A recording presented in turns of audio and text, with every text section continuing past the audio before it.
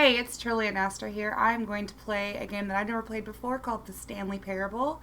It's been out for a couple years and everyone tells me that I'll really enjoy it, so I'm going to give it a try and see what we think about it, or what I think about it, and kind of walk you through it for those of you that haven't seen it. I hear it's an amazing game. I can't wait. Alright. In my controller.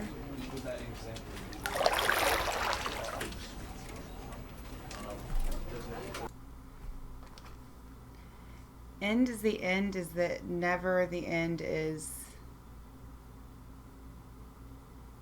This is the story of a man named Stanley. Stanley worked for a company in a big building where he was employee number 427. Employee number 427's job was simple. He sat at his desk in room 427 and he pushed buttons on a keyboard. Orders came to him through a monitor on his desk, telling him what buttons to push, how long to push them, and in what order. This is what employee 427 did every day of every month of every year. And although others might have considered it soul-rending, Stanley relished every moment that the orders came in, as though he had been made exactly for this job. And Stanley was happy. And then one day, something very peculiar happened. Something that would forever change Stanley. Something he would never quite forget. He had been at his desk for nearly an hour when he realized that not one single order had arrived on the monitor for him to follow. No one had showed up to give him instructions, call a meeting, or even say hi. Never in all his years at the company had this happened, this complete isolation. Something was very clearly wrong. Shocked, frozen solid, Stanley found himself unable to move for the longest time. But as he came to his wits and regained his senses, he got up from his desk and stepped out of his office.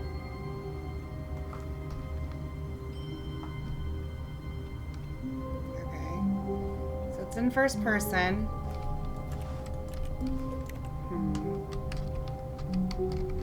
I can't do anything with any of the buttons, so we'll just go out the door. All of his co-workers were gone. What could it mean? Stanley decided to go to the meeting room. Perhaps he had simply missed a memo.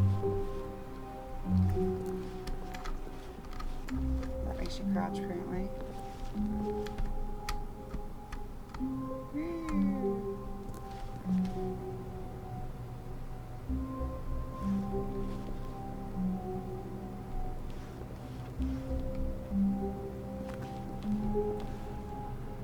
It's a nice picture.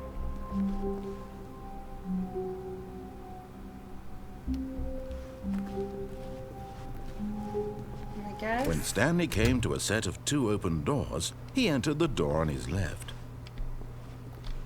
I wonder what happens if I go in the door on the right. This was not the correct way to the meeting room, and Stanley knew it perfectly well. Perhaps he wanted to stop by the employee lounge first, just to admire it.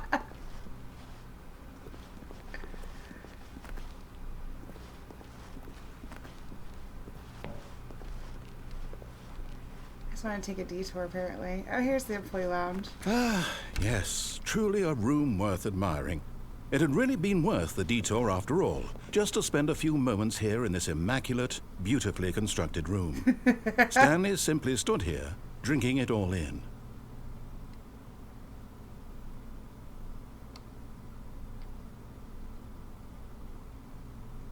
Yes, really, really worth it being here in the room. A room so utterly captivating that even though all your co-workers have mysteriously vanished, here you sit looking at these chairs and some paintings. Really worth it. Wonder what happens if I go out the door. Let's see. But eager to get back to business, Stanley took the first open door on his left.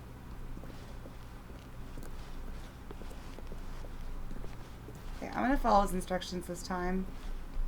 And so he detoured through the maintenance section, walked straight ahead to the opposite door, and got back on track.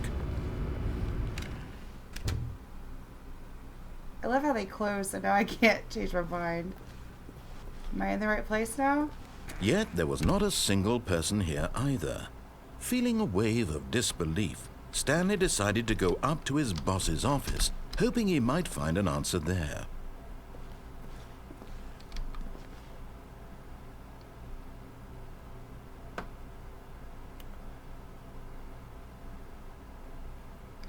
The future was yesterday. Tomorrow is now. Papers are too synergized. Hire someone to synergize papers.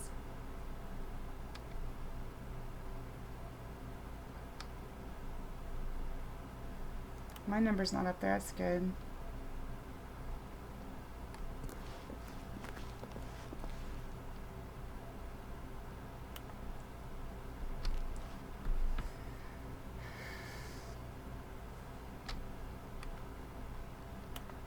Oh, the irony.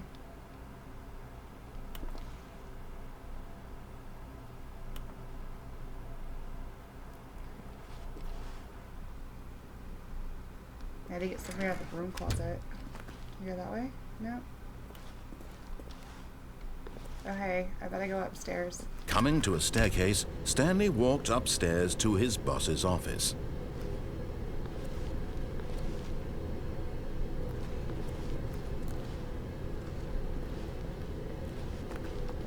I don't think I want to go in there. Like, I know I totally could, but it frightens me. What happens if I do? I can't help it. But Stanley just couldn't do it. He considered the possibility of facing his boss. Admitting he had left his post during work hours, he might be fired for that. And in such a competitive economy, why had he taken that risk? All because he believed everyone had vanished? His boss would think he was crazy. And then something occurred to Stanley. Maybe, he thought to himself, maybe I am crazy. All of my co-workers blinking mysteriously out of existence in a single moment for no reason at all? None of it made any logical sense. And as Stanley pondered this, he began to make other strange observations. For example, why couldn't he see his feet when he looked down? Why did doors close automatically behind him wherever he went? And for that matter, these rooms were starting to look pretty familiar. Were they simply repeating? No, Stanley said to himself, this is all too strange. This can't be real. And at last, he came to the conclusion that had been on the tip of his tongue. He just hadn't found the words for it. I'm dreaming, he yelled. This is all a dream. Oh, what a relief Stanley felt to have finally found an answer, an explanation. His co-workers weren't actually gone. He wasn't going to lose his job. He wasn't crazy after all. And he thought to himself, I suppose I'll wake up soon. I'll have to go back to my boring real-life job pushing buttons. I may as well enjoy this while I'm still lucid. So, he imagined himself flying and began to gently float above the ground. Then he imagined himself soaring through space on a magical starfield, and it too appeared. It was so much fun, and Stanley marveled that he had still not woken up. How was he remaining so lucid? And then perhaps the strangest question of them all entered Stanley's head. One he was amazed he hadn't asked himself sooner. Why is there a voice in my head dictating everything that I'm doing and thinking? Now the voice was describing itself being considered by Stanley, who found it particularly strange. I'm dreaming about a voice describing me, thinking about how it's describing my thoughts, he thought. And while he thought it all very odd and wondered if this voice spoke to all people in their dreams, the truth was that, of course, this was not a dream. How could it be? Was Stanley simply deceiving himself, believing that if he's asleep, he doesn't have to take responsibility for himself? Stanley is as awake right now as he's ever been in his life. Now, hearing the voice speak these words was quite a shock to Stanley. After all, he knew for certain, beyond a doubt, that this was in fact a dream. Did the voice not see him float and make the magical stars just a moment ago? How else would the voice explain all that? This voice was a part of himself too. Surely, if he could just... He would prove it. He would prove that he was in control, that this was a dream. So he closed his eyes gently, and he invited himself to wake up. He felt the cool weight of the blanket on his skin, the press of the mattress on his back. the fresh air of a world outside this one. Let me wake up, he thought to himself. I'm through with this dream. I wish it to be over. Let me go back to my job. Let me continue pushing the buttons. Please, it's all I want. I want my apartment and my wife and my job. All I want is my life exactly the way it's always been. My life is normal. I am normal. Everything will be fine. I am okay.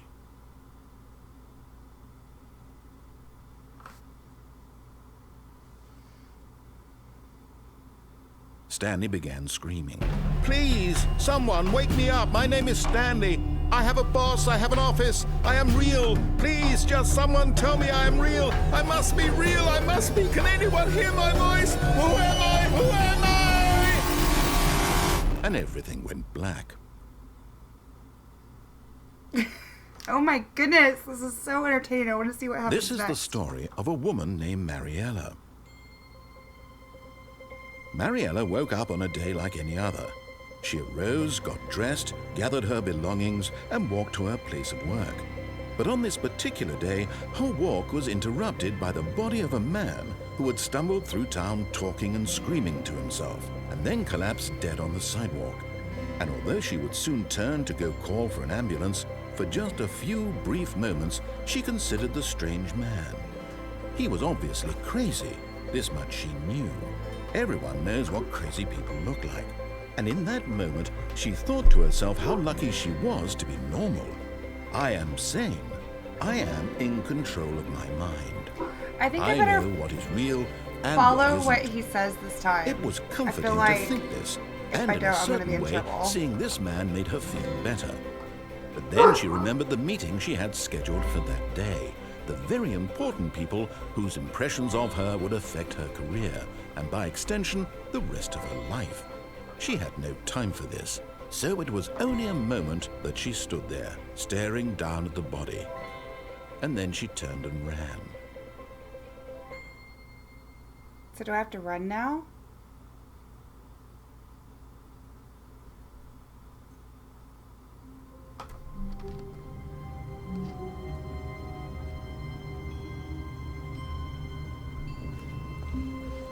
All of his co-workers were gone. What could it mean? It just started over Stanley because I decided to wouldn't go to the meeting listen. room. Perhaps he had simply missed a memo.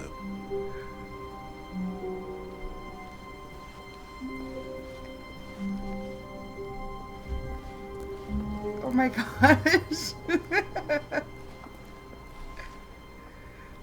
Okay, I won't detour. When Stanley came to a set of 2 open doors, he entered the door on his left. Okay, I will do it this time, I promise.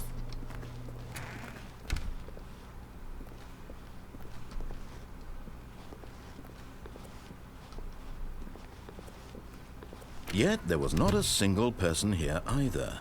Feeling a wave of disbelief, Stanley decided to go up to his boss's office, hoping he might find an answer there. I will not go to the basement and start the whole story all over again. I promise.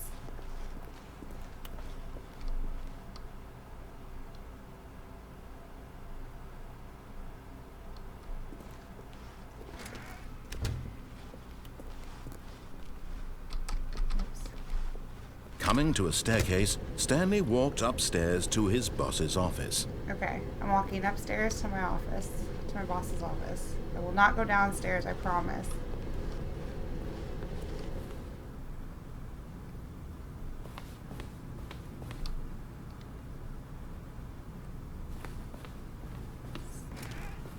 Like how everything's all mahogany and velvet lined.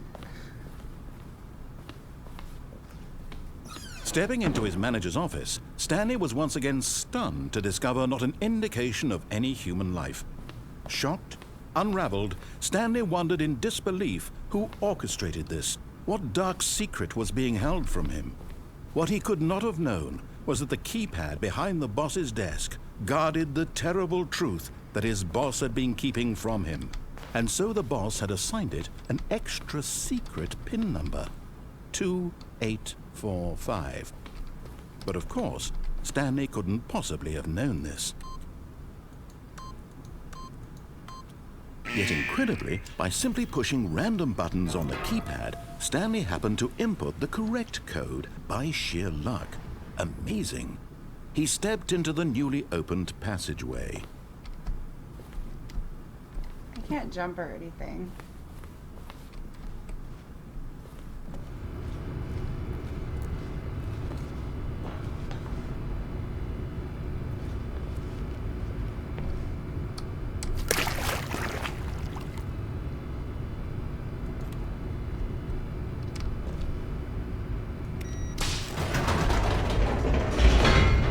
I'm like scared. Like I feel like I'm making bad choices or I'm making good choices. I'm not exactly sure, and it's really stressful to me. Like, what if I'm Descending deeper into the building, Stanley realized he felt a bit peculiar.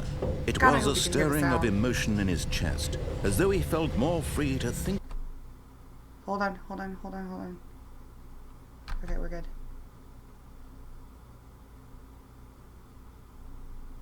himself, to question the nature of his job. Why did he feel this now, when for years it had never occurred to him? This question would not go unanswered for long.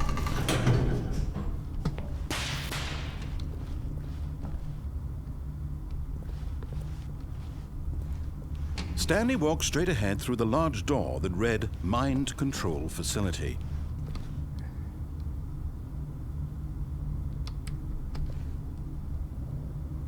I mean, come on.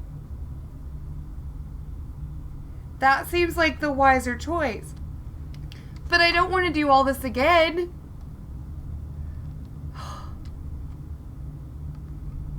Okay, here I go.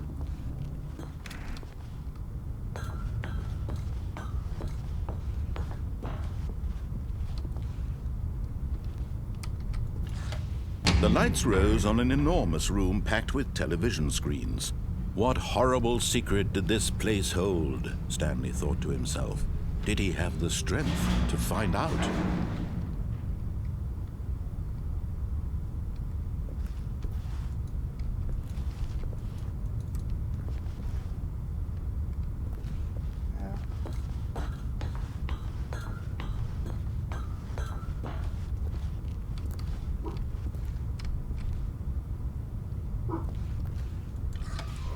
Now the monitors jumped to life, their true nature revealed.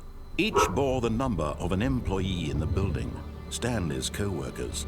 The lives of so many individuals reduced to images on a screen, and Stanley, one of them, eternally monitored in this place where freedom meant nothing.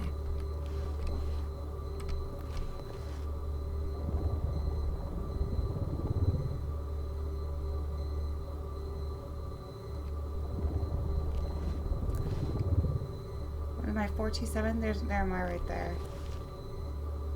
See what it shows in my office. Does it show my coffee? I can't see. Oh.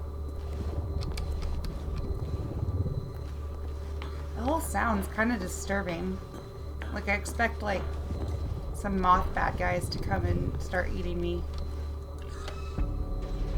This mind control facility, it was too horrible to believe. It couldn't be true. Had Stanley really been under someone's control all this time? Was this the only reason he was happy with his boring job? That his emotions had been manipulated to accept it blindly?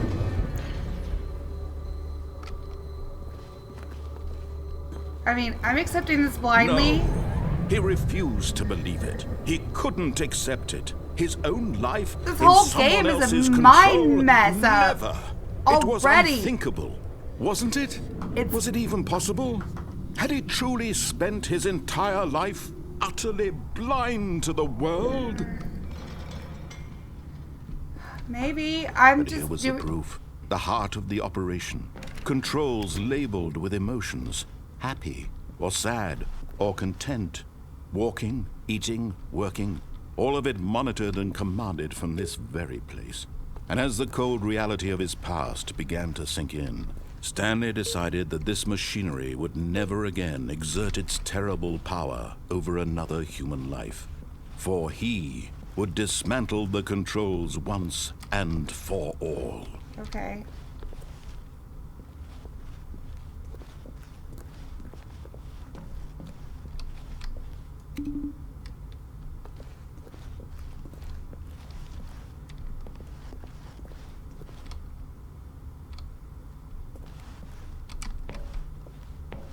You didn't tell me what to do. I'm a little concerned about that.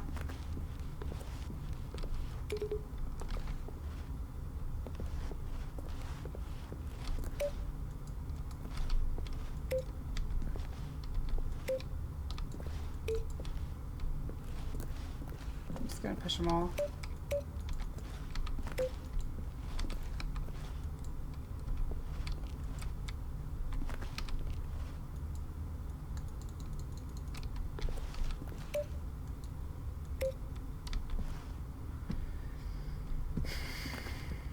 Okay. Route 1.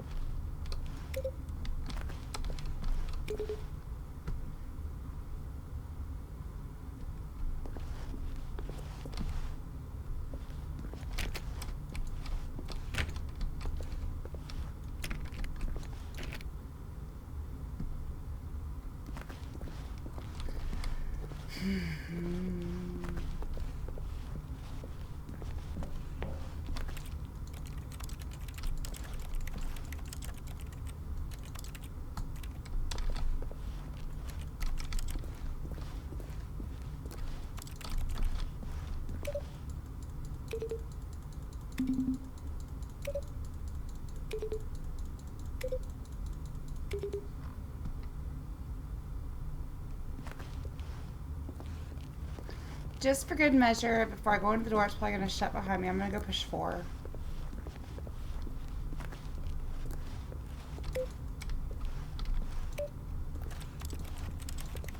Right now, if I just press my click button, it makes typing noises.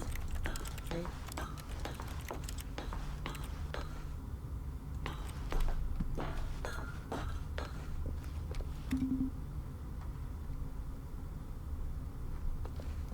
Nothing freaking happened. And the guy in my head's not telling me what to do. I don't know what to do.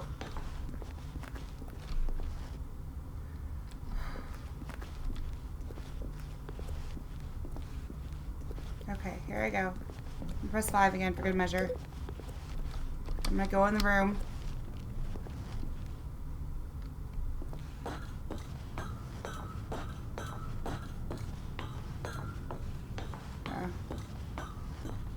And when at last he found the source of the room's power, he knew it was his duty, his obligation, to put an end to this horrible place and to everything it stood for.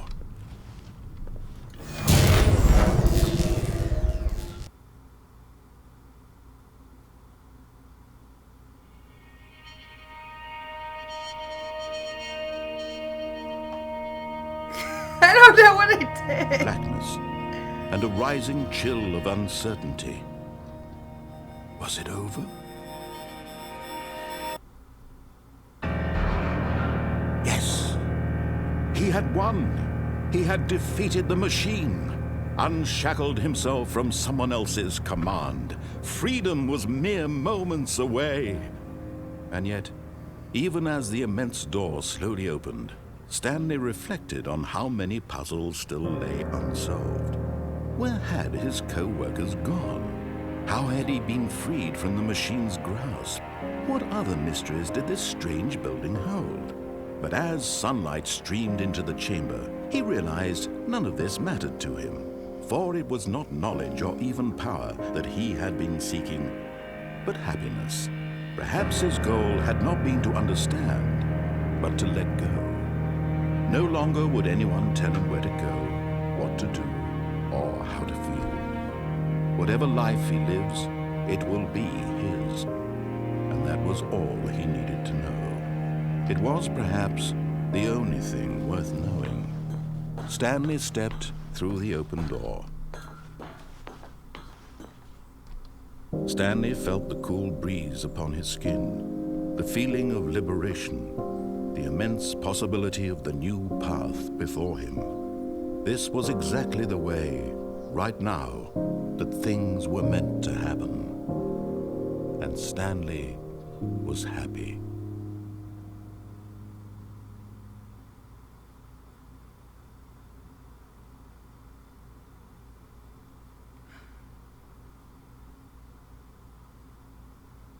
What?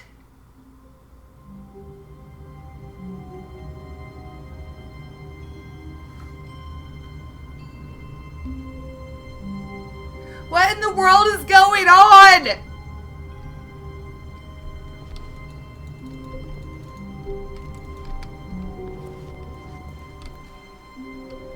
All of his co-workers were gone. What could it mean? Oh my god. Stanley decided to go to the meeting room. Perhaps he had simply missed a memo. Alright, so this time I'm gonna not do anything he says to do, right? Like,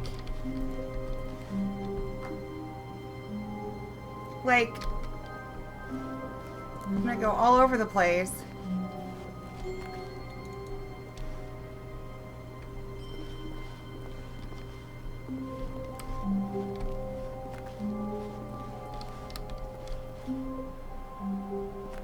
I mean, it looks like a dirty old office. Like, there's nothing spectacular about it, right? It's just, you know. When Stanley came to a set of two open doors, door on the he right. entered This was not the correct way to the meeting room, and Stanley knew it perfectly well. Perhaps he wanted to stop by the employee lounge first, But just I to don't. admire it. I don't want to stop by the employee lounge. Although that whole thing was pretty funny. Wow. Yes, this room. What a beautiful room. But eager to get back to business, Stanley took the first open door on his left. No. Stanley was so bad at following directions, it's incredible he wasn't fired years ago.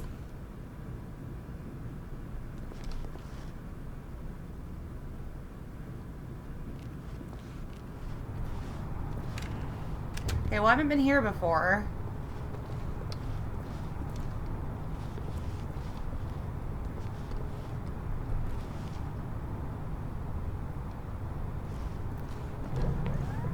Look, Stanley, I think perhaps we've gotten off on the wrong foot here. I'm not your enemy, really, I'm not. I realize that investing your trust in someone else can be difficult, but the fact is that the story has been about nothing but you all this time. There's someone you've been neglecting, Stanley. Someone you've forgotten about. Please, stop trying to make every decision by yourself. Now, I'm not asking for me, I'm asking for her. This is it, Stanley. Your chance to redeem yourself, to put your work aside, to let her back into your life. She's been waiting. Where? Who? I mean, you act like I have a choice right now, voice in Stanley's head, but I mean, you've only given me one direction to go. It's in a dark, scary room. Ah! That's her, Stanley. What the hell? You need to be the one to do this, to reach out. I don't want to listen to what you have to say.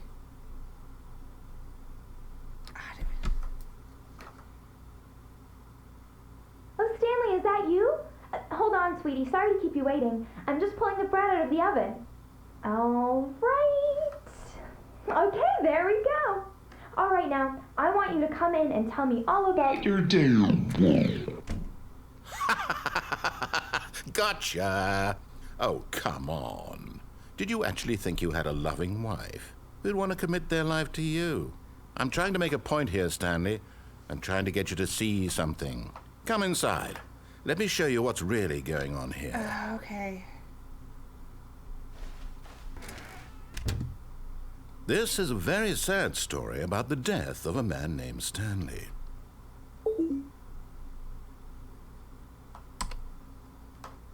Stanley is quite a boring fellow. He has a job that demands nothing of him, and every button that he pushes is a reminder of the inconsequential nature of his existence.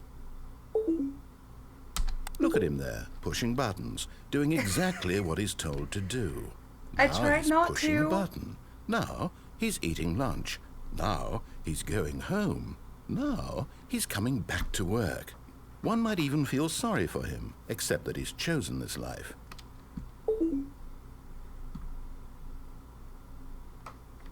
But in his mind, he can go on fantastic adventures. From behind his desk, Stanley dreamed of wild expeditions into the unknown, fantastic discoveries of new lands. It was wonderful, and each day that he returned to work was a reminder that none of it would ever happen to him. And so he began to fantasize about his own job. First, he imagined that one day while at work, he stepped up from his desk to realize that all of his co-workers, his boss, everyone in the building had suddenly vanished off the face of the earth. The thought excited him terribly. So he went further. He imagined that he came to 2 open doors and that he could go through either. At last, choice. It barely even mattered what lay behind each door.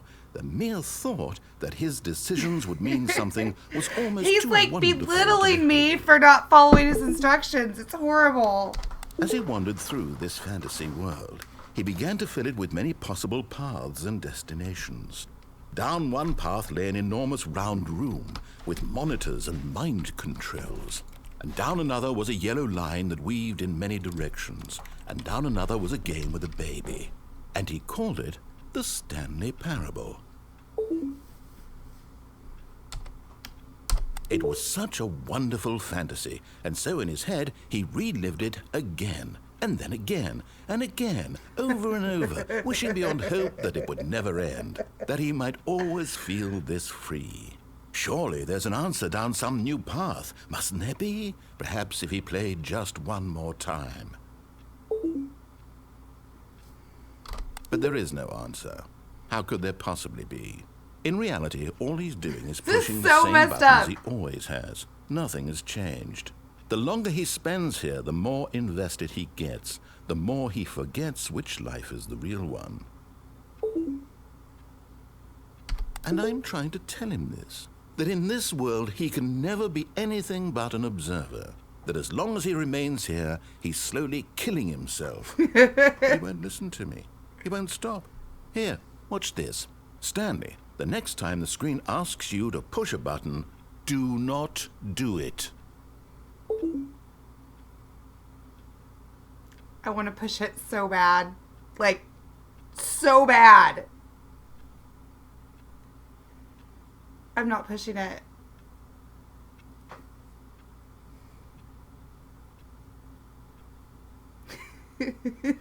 Such a mind mess up.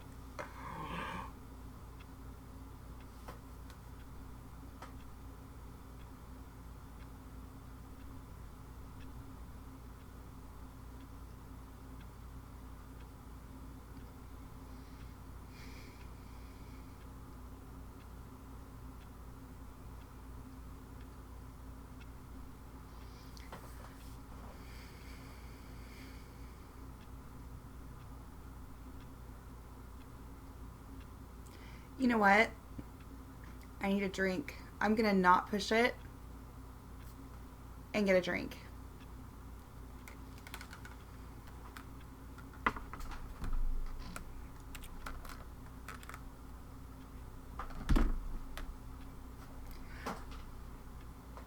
This game, I've only been playing it for what, like 10 minutes, and it's already so messing with my head that I'm afraid to press the Q. So I'm going to go get a drink so I don't. Excuse me. I'm going to grab something real quick.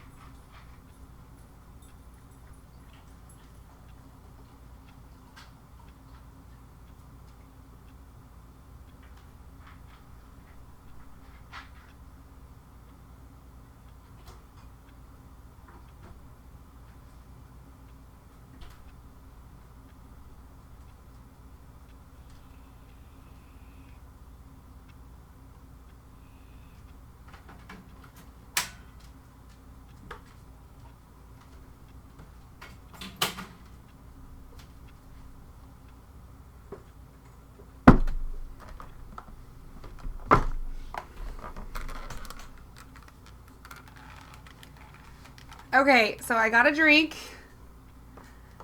I'm pushing the button, y'all. You see? Can he just not hear me?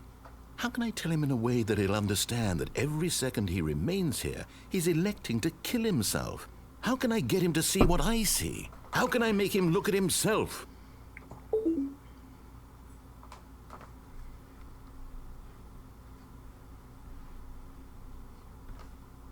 I suppose I can't, not in the way I want him to.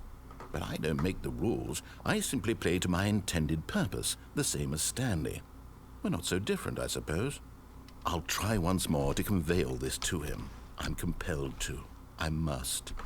Perhaps, well, maybe this time he'll see. Maybe this time. And I tried again, and Stanley pushed a button.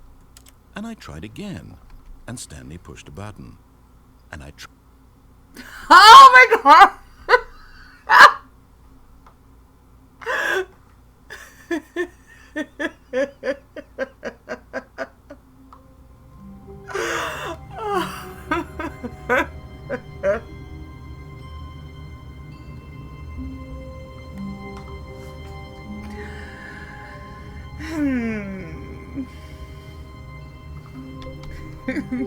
Let's make sure my coffee cup's still there.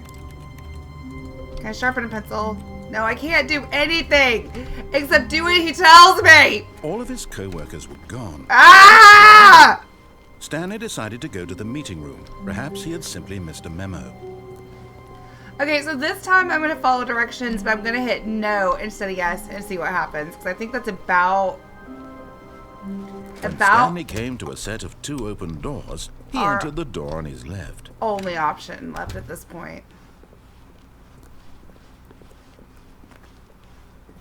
Meeting room, blah, blah, blah. Nobody's Yet there. there was I not want a to see the single slides person this time. here either. Feeling a wave of disbelief, Stanley decided to go up to his boss's office, hoping he might find an answer there.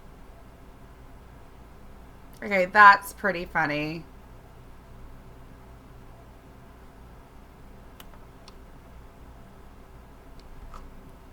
All of my slides always had that blue graphic on it. I sometimes switch to like purple or something because I like purple.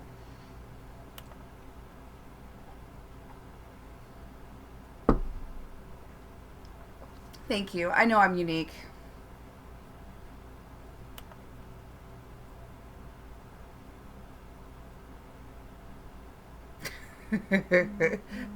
Stanley just stood there doing nothing at all. He seems to think I have nothing better to do with my time than to sit around and describe every fascinating little detail of his inability to do anything. This is why Stanley and I are on such good terms.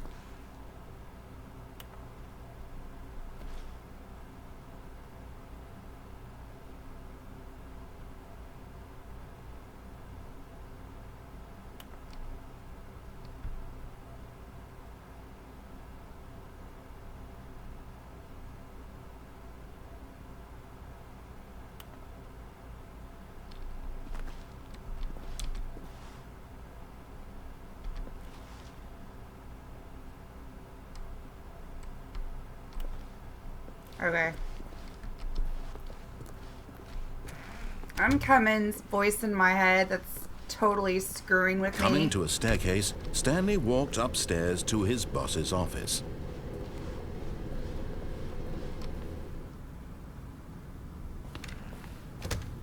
Going to the boss's office. Stepping into his manager's office, Stanley was once again stunned to discover not an indication of any human life. What could it mean? Stanley wondered aloud to nobody. He began wildly tearing through papers on the boss's desk, pulling books off the shelf, looking behind paintings, desperate for clues to his situation. But his attention was caught by a keypad behind the boss's desk. What could its purpose be? In fact, this keypad guarded the terrible secret that lay buried below his feet. And so the boss had assigned it an extra secret PIN number, 2845. But of course, Stanley couldn't possibly, yet incredibly, by simply pushing random buttons on the keypad, Stanley happened to input the correct code by sheer luck. Amazing. He stepped into the newly opened passageway. Okay. Here I go. Push the button. Okay.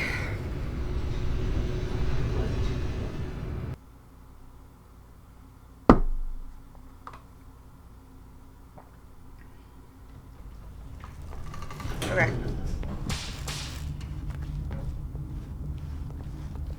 Stanley walked straight ahead through the large door Going to that escape read this time. Mind We're gonna Control escape. Facility. Although this passageway had the word escape written on it, the truth was that at the end of this hall, Stanley would meet his violent death. Oh, I can't wait. The door behind him was not shut. Stanley still had every opportunity to turn around and get back on track. At this point, Stanley was making a conscious, concerted effort to walk forward and willingly confront his death.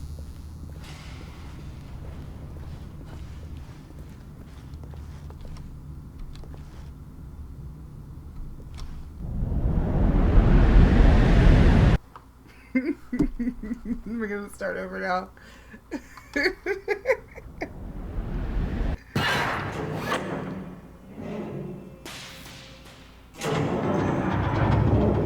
As the machine whirred into motion and Stanley was inched closer and closer to his demise, he reflected that his life had been of no consequence whatsoever. Stanley can't see the bigger picture. He doesn't know the real story, trapped forever in his narrow vision of what this world is. Perhaps his death was of no great loss. Oh God! Taking the eyeballs from a blind man. And so he resigned and willingly accepted this violent end to his brief and shallow life. Farewell, Stanley.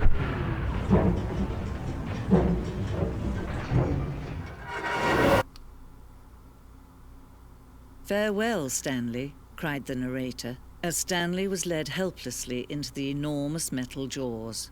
In a single visceral instant, Stanley was obliterated as the machine crushed every bone in his body, killing him instantly.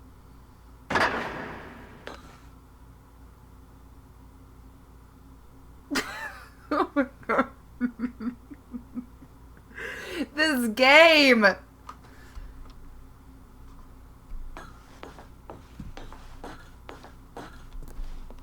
And yet it would be just a few minutes before Stanley would restart the game, back in his office, as alive as ever.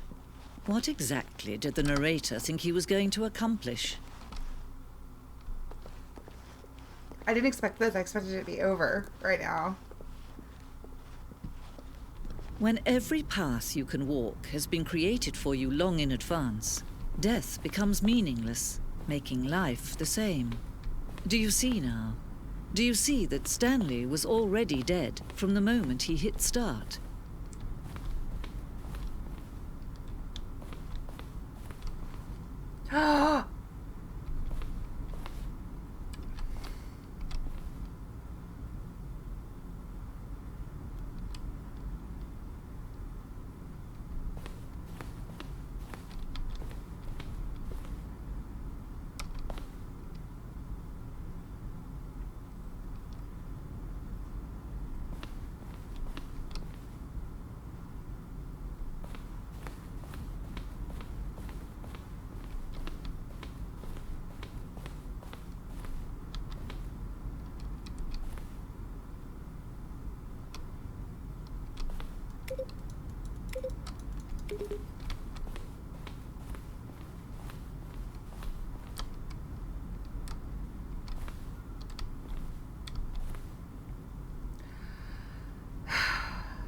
I'm sure I probably missed, like...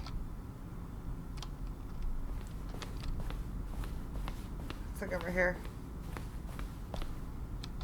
Filing cabinets, thank you for that. Office. Oh my gosh!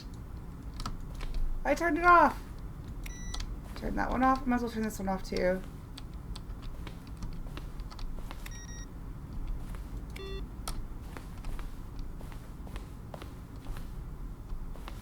Over here.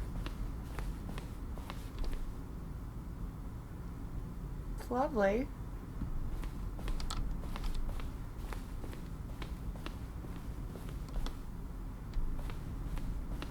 This is so neat.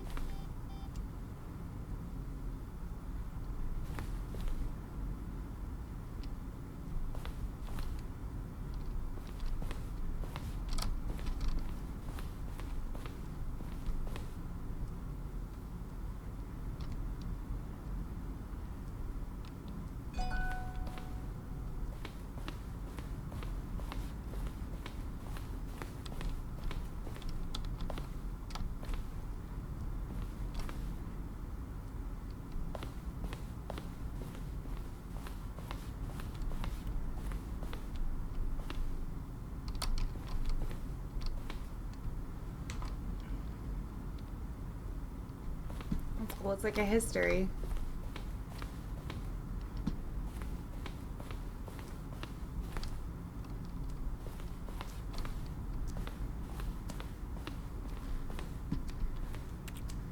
Oh God.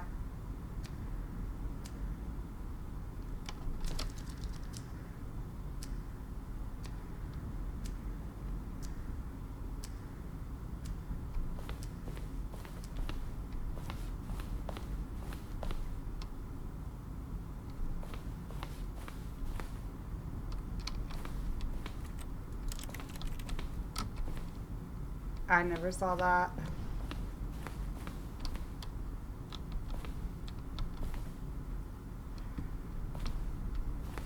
This is like, I don't even know.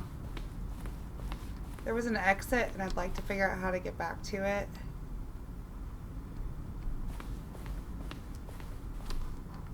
Just to exit the game.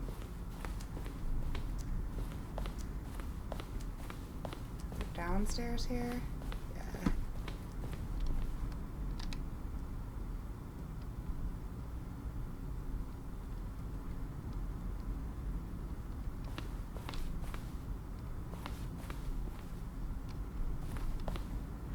I'm glad I didn't end up in a war zone. I'm pretty sure there's still more endings that I didn't see. I'd like to just go out the exit now and be good. This game was in short, designed, it appears, to like just screw with your mind. Nothing more. Be a big mind screw.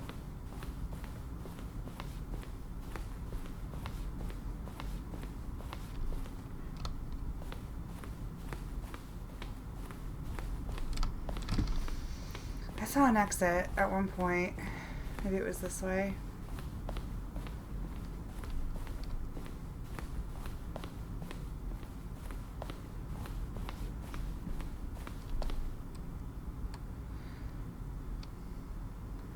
Stanley stood on the roof.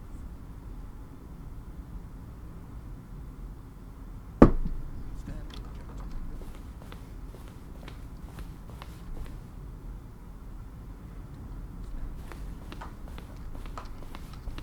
Maybe this just never ends and you really can't get out of it, and I'm just wasting video recording time just because that seems like the thing to do.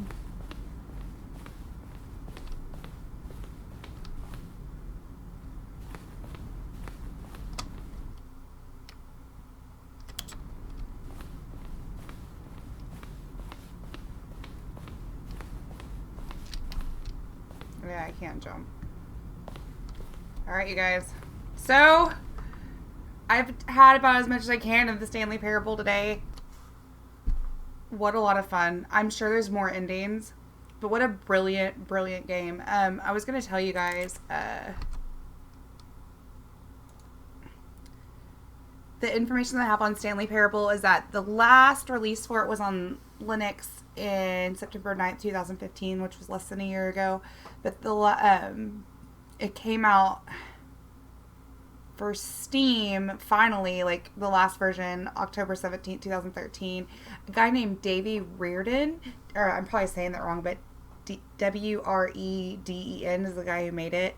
And it was a modification for Half-Life 2 to begin with. It uses the same engine that that game does, but of course, you know, without any fighting elements and stuff. And eventually they made a standalone remake. I'm reading this off Wikipedia, just so you know. Anyway, it's just,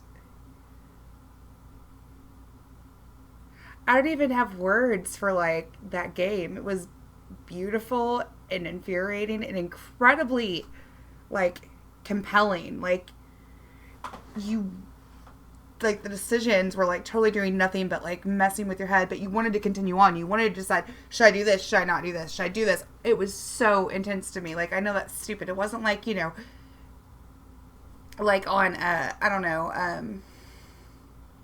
like a scary game where, like, you're waiting to come around the corner and, like, some zombie's going to come out and eat your brains out. It was more like Silent Hill or something like that. Or it wasn't like, you know, first-person shooter where you're trying to get around, or an MMO where you've got to do this stuff. It was, I don't even have words for it. Anyway, Galactic Cafe made it. The Davey Reardon and William Poe were the designers. Anyway, to find out more, just Google the Stanley Parable. I'll also put the link to Wikipedia and the main website there. You can buy it for like $15 right now on Steam. If you haven't played it, you totally should. I honestly wish you would not watch all this video just so you can see the mind screw that it is. Alright, Trilliyan Astra signing out for now. Follow me on Twitter, Facebook, Twitch. I'm Trilliyan Astra on Twitter and Facebook. I am just straight up Trilliyan on Twitch. I would love for you to come play some games with me, talk with me in chat. I have plenty of room to add when we're doing group stuff to add you to my list, and we'll play some games. Alright.